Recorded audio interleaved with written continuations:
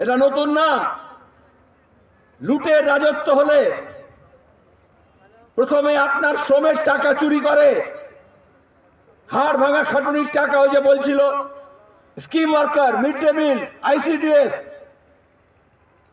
পিএইচইতে কাজ করছে মাস্টার হলে, যে কোনো সরকারি অফিসে চলে যান, পার্মানেন্ট চাকরি নেই। থানায় চলে যান, কটা পার্মানেন্ট পুলিশ আছে আর কটা সিভিক ভলেন্টিয়ার আছে। তার মানে সরকার কি করছে? অত টাকা মাইনে দিয়ে দেব না, কম টাকায় কাজ করাবো। এটাই তো কন্ট্রাক্ট, মানে তো এটাই, ঠিকা মানে তো এটাই।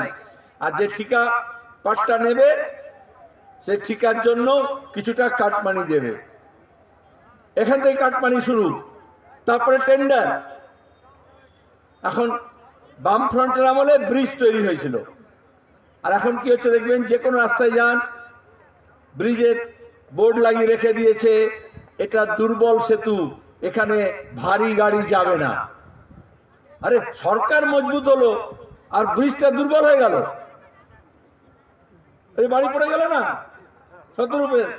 ও ভালো জানে কলকাতায় জলা বুঝিয়ে বাড়ি হচ্ছে, পুকুর, নদী, নদী থেকে বালি চুরি হচ্ছে, পাথর চুরি হচ্ছে। একটা লুটের রাজত্ব। তাহলে শ্রমের চুরি করতে গিয়ে, শ্রমের দাম চুরি করতে গিয়ে পরে প্রকৃতির মাল চুরি করে, ওটা মনে করে বাপের টাকা, বাপের মাল। তাহলে আমাদের পাহাড়, নদী, নালা, পর্বত, টিলা, আমাদের ঝর্ণা, আমাদের বাঁধের জমি, আমাদের নদীর পাড়, এই সব লুট হচ্ছে। আর সেই লুটের টাকা দেখিয়ে বলছে কত বৈভব। ওই যে জনজোয়ার করেছিল না, তাঁবু খাটিয়ে, এয়ার কন্ডিশন বাস লাগিয়ে, হেলিকপ্টার নিয়ে, প্লেন নিয়ে ভোটের সময় ঘোরাঘুরি করে না।